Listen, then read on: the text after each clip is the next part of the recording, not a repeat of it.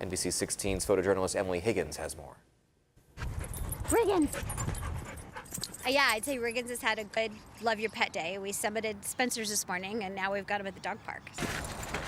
They deserve a good life, and we need to take care of those that need it. I think we should do your whole head. All over pink? Yeah. I think it'll be just right. Okay.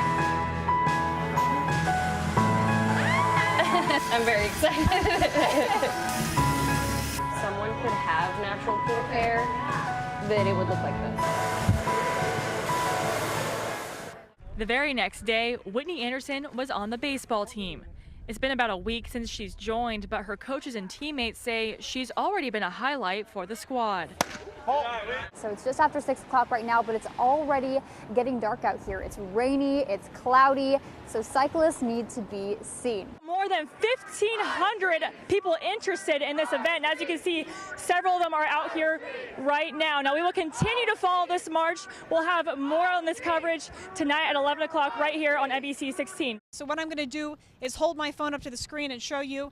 This is what occurred at 3:30 this afternoon. And we have lines of people that are ready to be scared as well. In fact, the Freight Train general manager tells us over 80 people are involved to make this production possible. We've got a lot of great toys out here, Justina. We have things for kids of all ages. We've got cute little teddy bear here, a little stuffed animal dog. To the right of me, this entire hillside is charred, and just hours ago, it was completely engulfed in flames. And KBAL's reporter Ellen Menny is live on the scene now with the latest. Ellen, what can you tell us?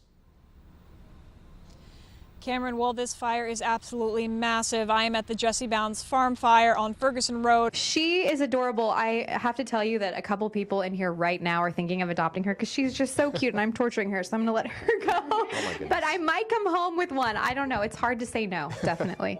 We'll see in a half hour. What a little fuzzball. Thanks so much, Stephanie. Look at Daisy the cow. Hannah Schimmer loves these moments with her baby boy Oliver. But it wasn't always this way. After giving birth, something felt horribly off. It was like instantaneously almost.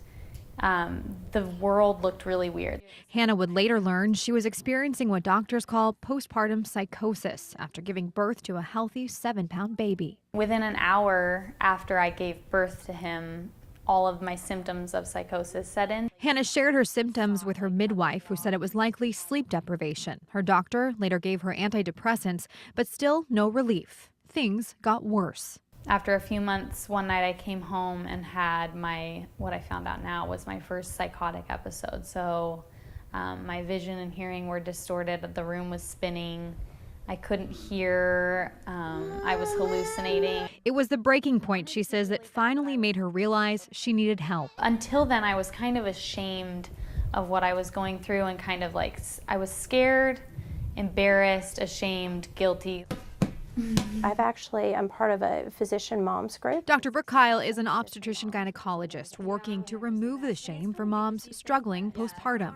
You start to feel this sadness come over that, it's really hard for people to talk about because it's not what society expects you to be. Specialists say perinatal mood disorders are more common than you may think. 1 in 5 new moms will experience symptoms of major depression, anxiety, or other forms of emotional distress. It's more devastating than postpartum blues that happen to most all new moms. Your emotions at some point are just really on fire, and then sometimes you're crying for no reason, and that usually settles out at about 2 weeks postpartum.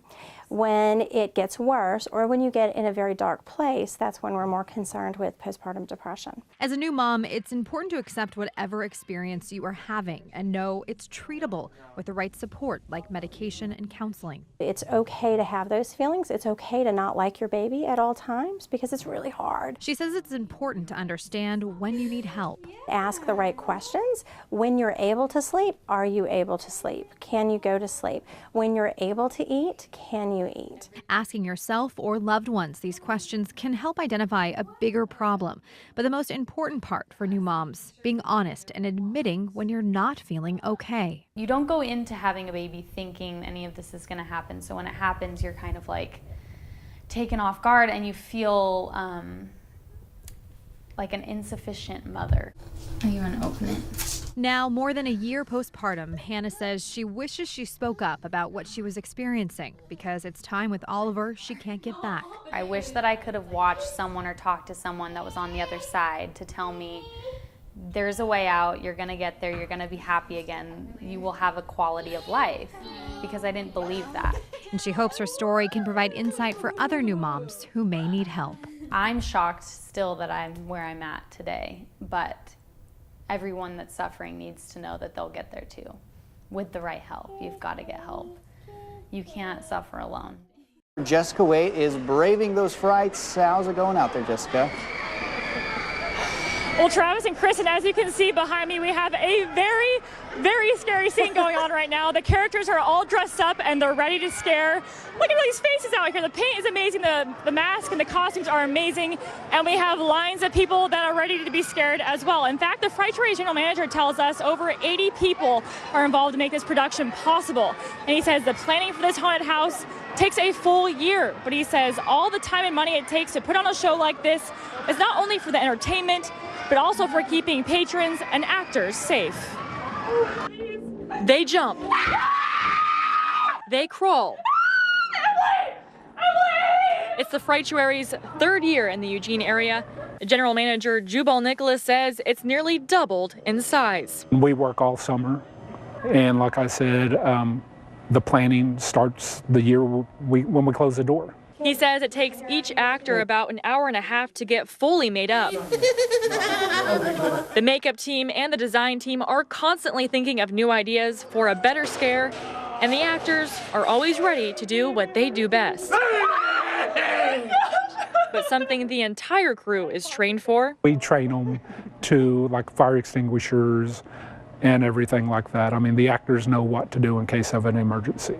Every single part of the Frightuary is fire treated and emergency prepared. Fire exits every 50 feet. There's a lot. We don't want anything bad to happen to anybody. Officials with the Eugene Springfield Fire Department say the Frightuary is the only permitted haunted house in the area.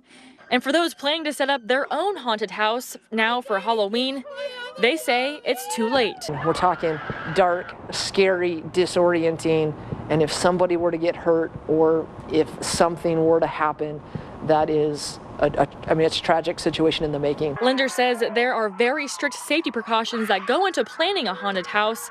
Regulations that she says the Frightuary takes months to prepare for. So we're in communication with them, what they're planning, what things they're changing, and they're really dialed into the fire code requirements. So all you have to worry about at the Frightuary is what lurks around the corner. Now, Linder says that if the fire department were to find out about a haunted house that has not been permitted or inspected by the fire department, it could be shut down and the organizers could face civil penalties. So for now, in the Eugene and Springfield area, although the Frightuary is very, very scary, it is also deemed very safe. So for more information on event times and information about the Frightuary, you can visit the Frightuary's website. Now, Kristen and Travis, back to you. Thanks, Jessica. When the Dalai Lama was here, he said, if you believe in something, stand up, get out there and show people. And that's what we do. For 15 years, Charles and I have been on this corner planting the idea of peace. We get people honking at us of all ages, putting their windows down, saying hi to us. And pray for peace. For you, Charlie, I'll honk when I drive by. Different people have stopped by. We've had mayors come and visit us. But this is just open to anyone.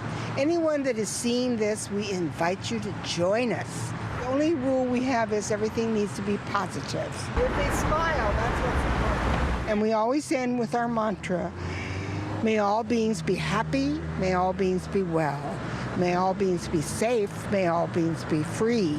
Peace, peace, peace.